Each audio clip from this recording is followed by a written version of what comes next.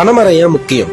வெயில் காலம் வந்தா நொங்கு வேணும், குளிர்காலம் வந்தா கல்லு வேணும், குடிக்கிறதுக்கு நிலத்தடி நீர் வேணும், சுகரை குறைக்க பனங்கிழங்கு மாவு வேணும், சூட்டை தணிக்க பதனி வேணும், சுவையா திங்கிறதுக்கு பனவெல்லம் கருப்பட்டி வேணும், குழந்தைங்க பாலுக்கு பனச்சக்கரை வேணும், பசுமையா வாழறதுக்கு பல மரங்கள் வேணும். இது எல்லாம் வேணும். ஆனா இது எல்லாத்துக்கும் ஒரு காரணமா இருக்கிற பனைமரம் வேணும். 10 பனைமரம் ஒரு கிணற வத்த விடாது. மொத்த பனைமரம் ஒரு ஊரையே வத்த விடாது. பனையால மனுஷனுக்கு மட்டும் ஒரு வீடு, ஆனா பனைமரம் தான் பல உயிர்களுக்கு பெரு வீடு. பனைமரத்துல பறவைங்க கூடு கட்டும். கட்டின பறவைங்க பல விதைய காடா மாத்தி காட்டும். கருவேல மரமும் காடா கிடக்குது, ஆனா பனைமரமும் ஒத்தையில தவிக்குது. வாரி வாரி எடுக்கிற மண்ணெல்லாம் பணம் வேறால புடிச்சதுன்றத மறந்துட்டோம் நம்மெல்லாம். இன்னைக்கு காசு கட்டி வாங்குற ஏசி காத்து அன்னைக்கு பனைமரத்தோட ஓசி காத்து தான் ஏசி காத்து. சுனாமியை தடுக்கிறது பனைமரம் தான், சூறாவளியை தடுக்கிறதும் பனைமரம் தான். பனைமரத்தோட வளர்ச்சியை வச்சுதான் ஒரு ஊரோட வளத்தையே கணிப்பாங்க.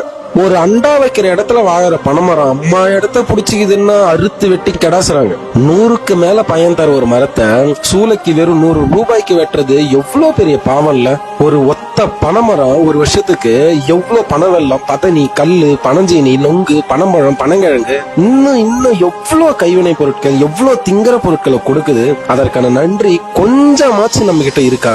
பாலைவனத்துல கூட வளர்ற பனைமரம் பாவம் இந்த தமிழ்நாட்டுல பட்டு போகுதுன்றது எவ்வளவு அவமானம். அடுத்த தலைமுறை சாக போகுதுன்றத புரிஞ்சு பனைமரம் வெறும் மரம் மட்டும் இல்ல, அது இயற்கையை கொடுத்த வரம்னு உணர்ந்து அனைவரும் சீராக்குடன் பனைமரம் நடுவோம்.